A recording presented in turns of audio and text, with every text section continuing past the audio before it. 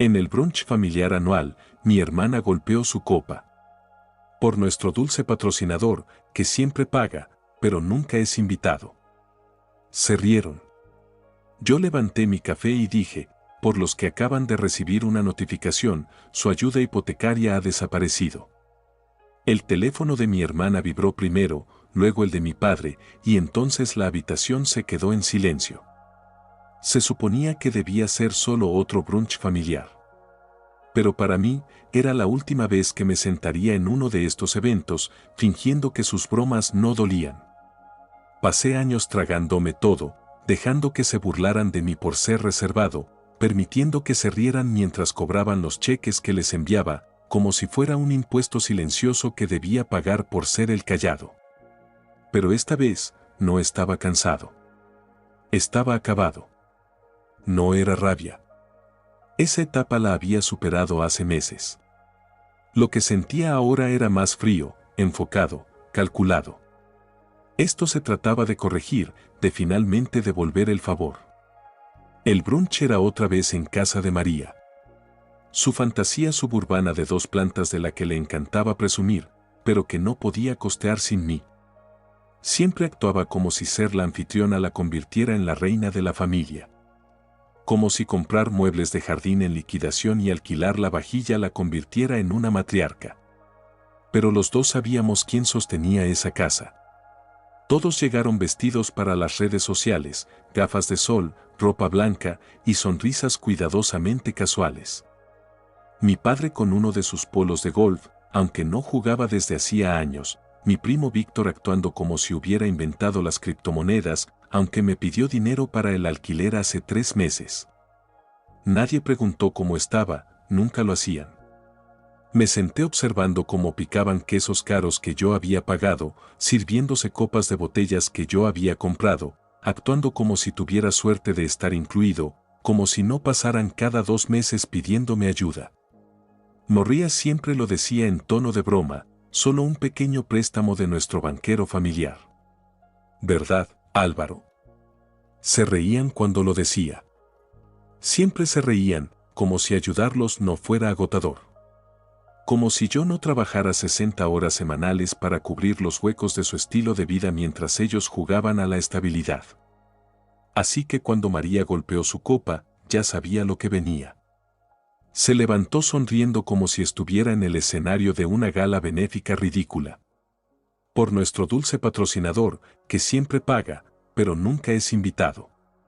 La risa fue más fuerte esta vez. Tal vez porque pensaban que nunca reaccionaría. Tal vez porque pensaban que no podía. Papá se recostó y chocó su copa de mimosa con la de Víctor. Mi tía se secó las lágrimas de la risa. Yo levanté mi café.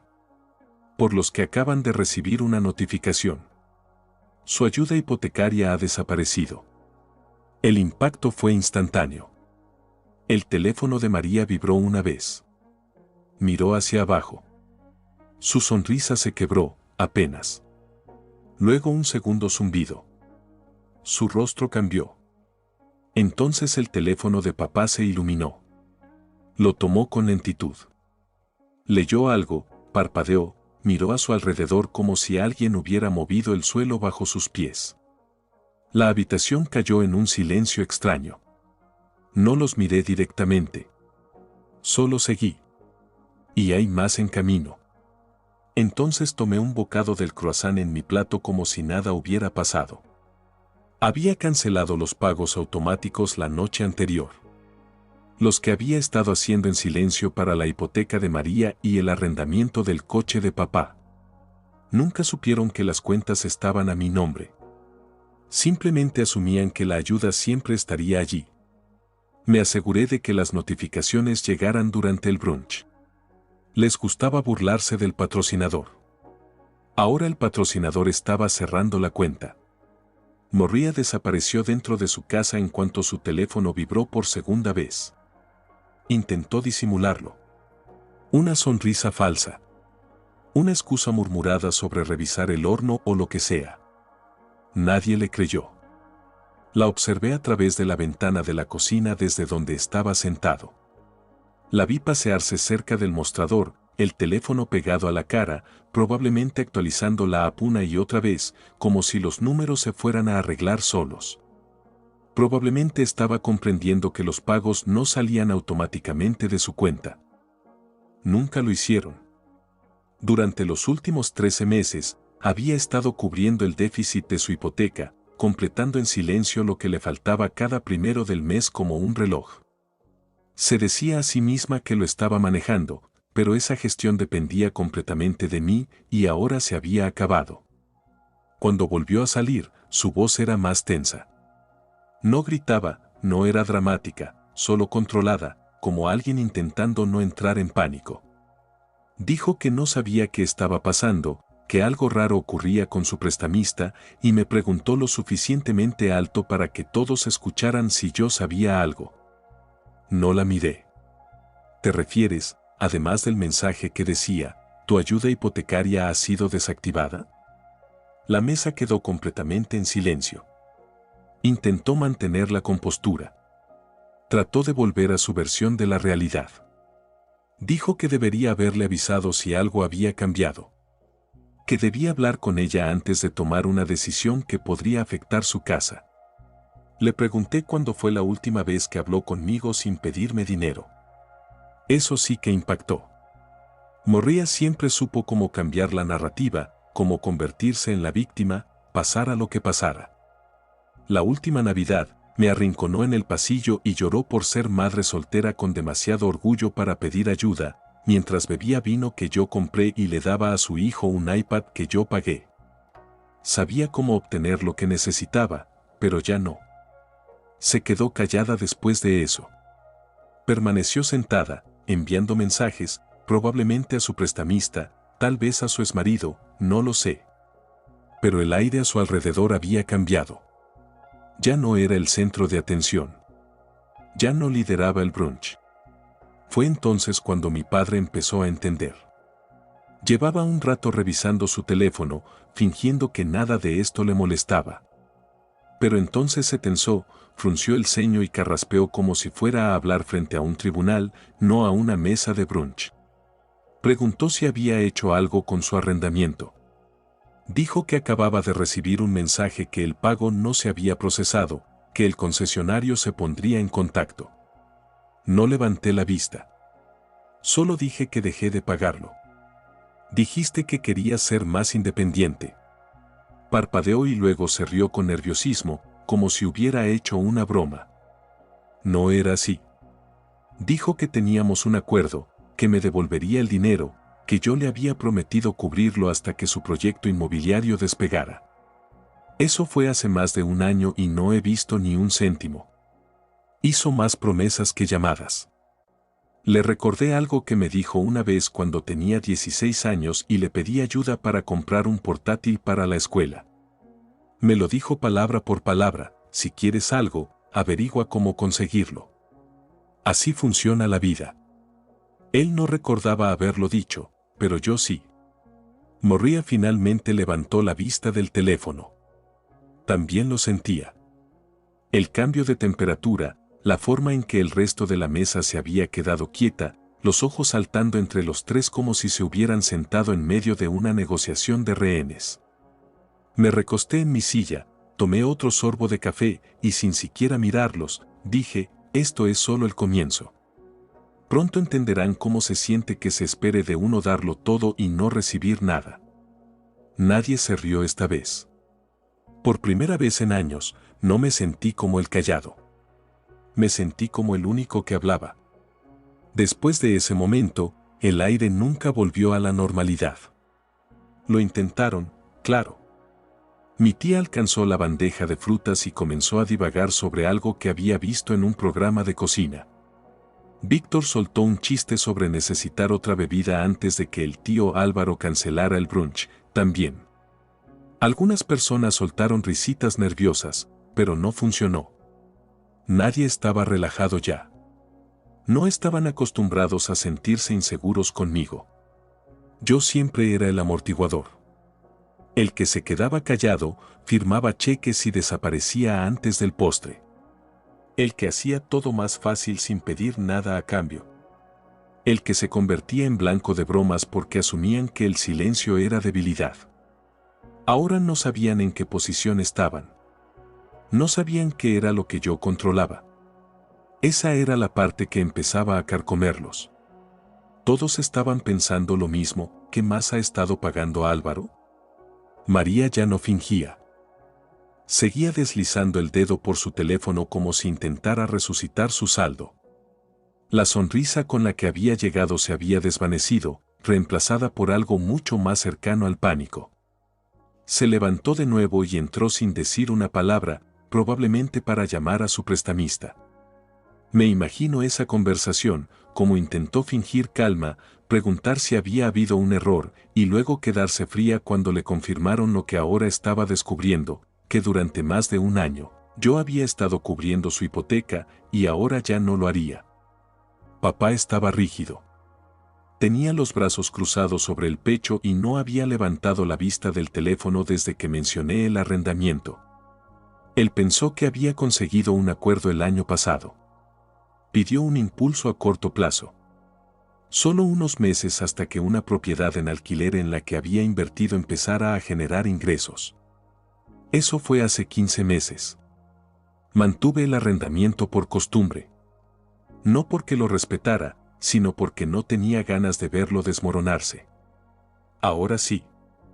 Murmuró algo entre dientes, luego se levantó y caminó por el césped, con el teléfono en la oreja, fingiendo hablar sobre planes de golf.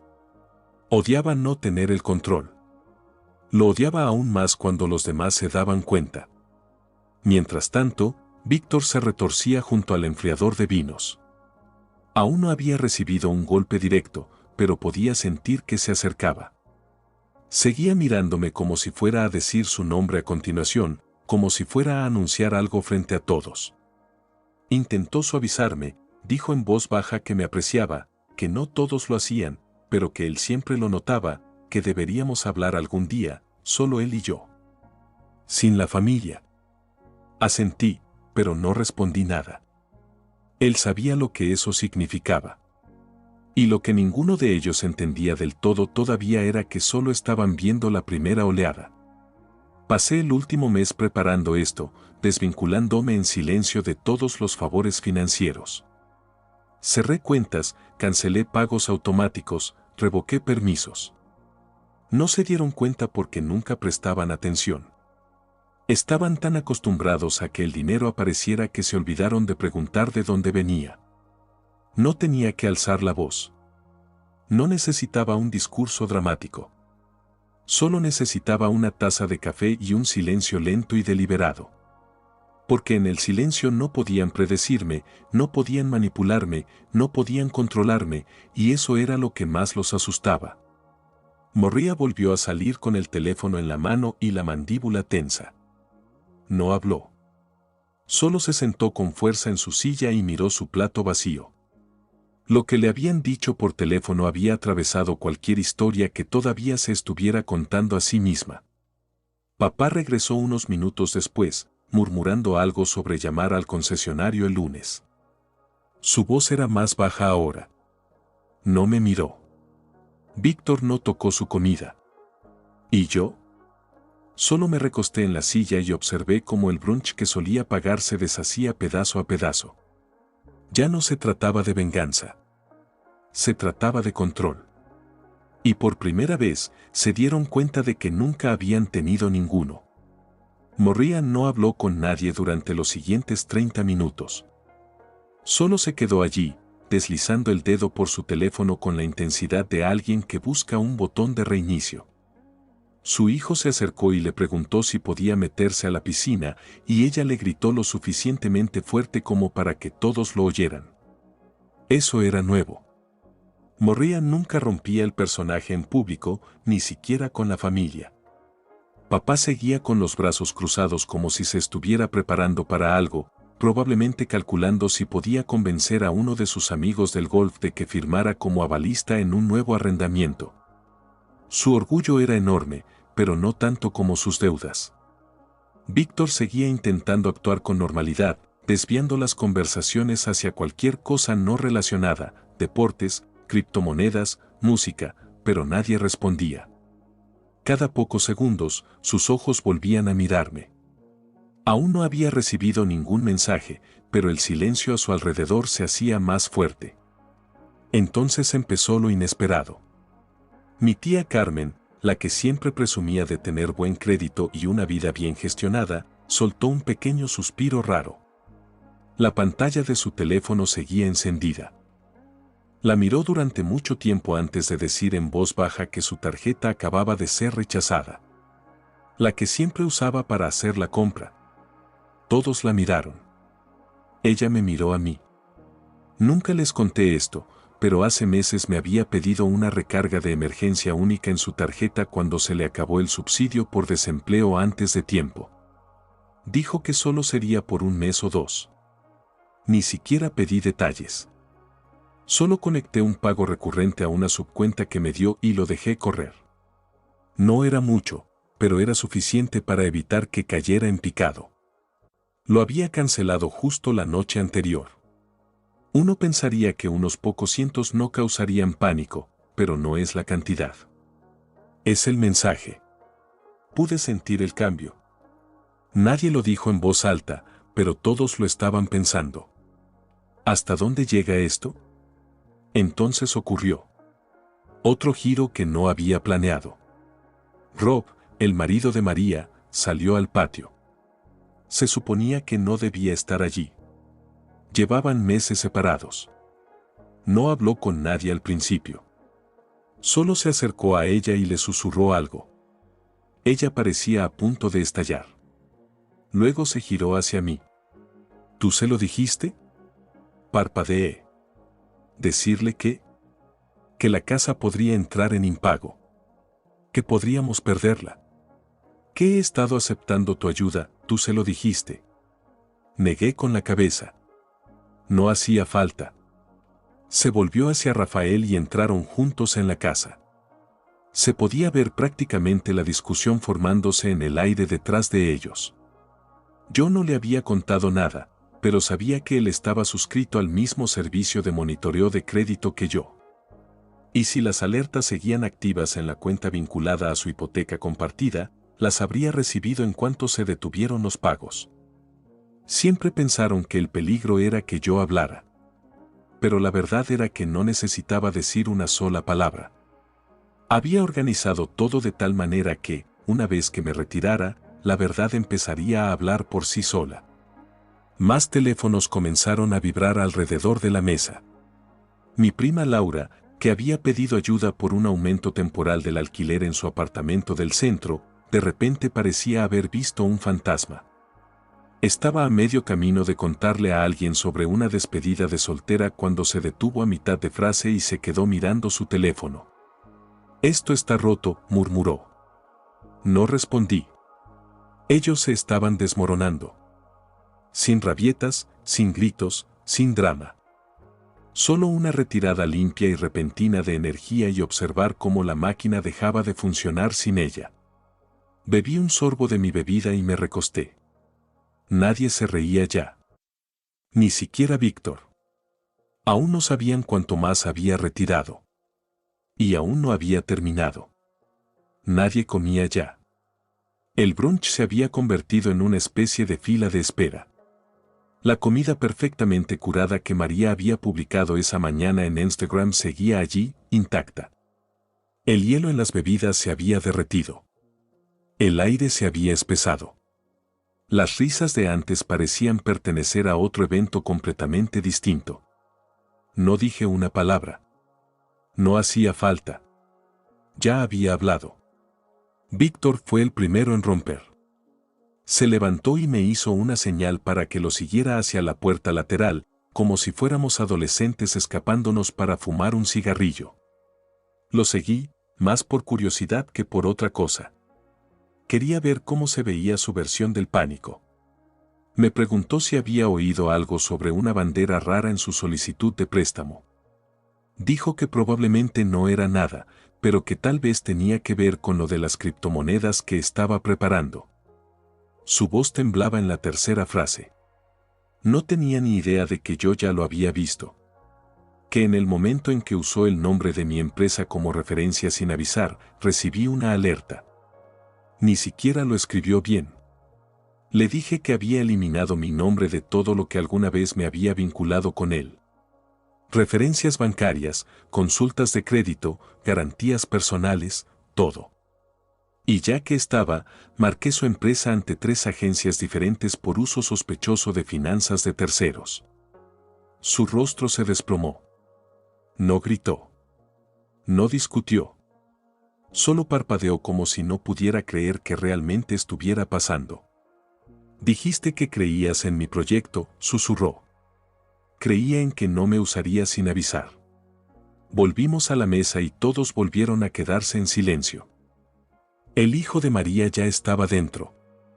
Dibujos animados a todo volumen desde el salón, el único sonido que quedaba en la casa. Rafael se había ido. Ella no dijo a dónde, pero podía adivinarlo. Carmen tecleaba furiosamente, probablemente intentando congelar su tarjeta o contactar con un agente de servicio al cliente para revertir el rechazo. Laura seguía pegada a su teléfono. Su cara lo decía todo. El financiamiento que creía tener ya no estaba allí. Papá parecía como si le hubieran desconectado la columna vertebral. Ni siquiera fingía estar revisando su teléfono. Solo miraba la mesa como si pudiera encontrar allí una solución. Esperé unos minutos, dejando que el peso se asentara, dejándolo sentarse con la realidad de que ya no tenían el control, y que no lo habían tenido desde hacía mucho tiempo. Luego lo dije, todos han estado viviendo bajo la idea de que yo nunca me detendría. Que sin importar lo que dijeran, sin importar lo poco que devolvieran, yo siempre cumpliría. Pero eso se acabó. Esto no es una fase. Es la nueva regla. La boca de María se abrió como si fuera a decir algo punzante, pero no salió nada. Continué. Nada de préstamos, nada de recargas, nada de favores detrás de escena. Lo he cerrado todo. Lo que necesiten, búsquenlo en otra parte o no lo hagan. Ya no soy su red de seguridad. No grité. No me inmuté. Y ellos no discutieron. Ninguno de ellos. Porque en algún momento, entre los teléfonos que vibraban y las cuentas canceladas, empezaron a entenderlo. Ya no estaban viendo la versión de mí a la que estaban acostumbrados. El que pagaba todo en silencio, el que dejaba pasar las bromas, el que lo manejaba todo tan bien que nunca veían los hilos. Ese ya no era yo. Y la nueva versión, todavía no sabían de lo que era capaz. Pero empezaban a preguntárselo. No pidieron perdón. No ese día. Aún no estaban listos para admitir nada. Pero por cómo se sentaban, callados, inseguros, mirándome como si fuera alguien nuevo, no hacía falta. El cambio ya había ocurrido. Maurian no me miró ni una vez desde que Rafael se fue. Su postura se había desplomado, los hombros encogidos. Como quien ya no tiene nada que defender. Su móvil, boca abajo, en silencio, como si incluso él hubiera renunciado a salvarla. Pensaba en su hijo, en las facturas de esta semana, en las llamadas que seguro llegarían el lunes. Quizás por primera vez sentía el verdadero costo de vivir en una casa que no puedes permitirte fingiendo que sí. Papá no se movía. El hombre que solía gritarle a los camareros y bromear sobre disciplina a la antigua no había dicho ni una palabra en 20 minutos. Sabía que el coche se iría antes de fin de mes si no ocurría un milagro. La tía Carmen ya no intentaba suavizar el ambiente. Antes lo trataba como una anécdota graciosa, su tarjeta rechazada. Ahora escribía en silencio, probablemente cancelando pedidos o revisando su saldo, viendo cómo reemplazar los cientos que yo le enviaba sin que nadie lo supiera. Siempre tan orgullosa. Nunca pedía ayuda, solo insinuaba emergencias. Y yo siempre entendía. Hasta ahora. Laura se había metido en la casa. Dijo algo sobre una llamada y no volvió a salir. Supuse que revisó su cuenta y vio que el colchón del alquiler ya no estaba. Lo quité la noche anterior. Sin avisar. Ese era el punto. Víctor no se había movido. Extraño en él. siempre hablando de nuevos proyectos, de estar cerca de un gran avance. Ahora solo miraba su teléfono. El correo del préstamo. El mismo que vi cuando usó mi empresa sin permiso. Sabía que yo había quemado ese puente. Y sabía que no bromeaba cuando dije que aún no había terminado. Me levanté despacio. No hice una escena. Terminé el café. Dejé la taza. Gracias por el brunch, dije. María se estremeció. Papá levantó la vista. Nadie respondió. Mientras bajaba por el césped hacia la salida, lo escuché. Mi padre, diciendo, Solo eso. Ninguna frase. Ninguna disculpa. Solo una palabra colgando en el aire como si quisiera recuperar algo pero no supiera por dónde empezar. Seguí caminando. Me senté en el coche antes de encenderlo. No me sentía triunfante. No exactamente. Sentía algo más firme. Como si finalmente me hubiera soltado del control silencioso que tuvieron sobre mí durante años. Como si hubiera desenchufado algo que nunca debió durar tanto. Solían llamarme el patrocinador, el que siempre pagaba, el que nunca preguntaba, el que se reía aunque fuera el blanco de las bromas. Pero ahora ya no bromeaban. Ahora bajaban la voz cuando yo hablaba. Ahora temían perderme más de lo que temían pedirme ayuda. No me respetaban por dar. Me respetaban ahora porque me detuve. Y así me gustaba.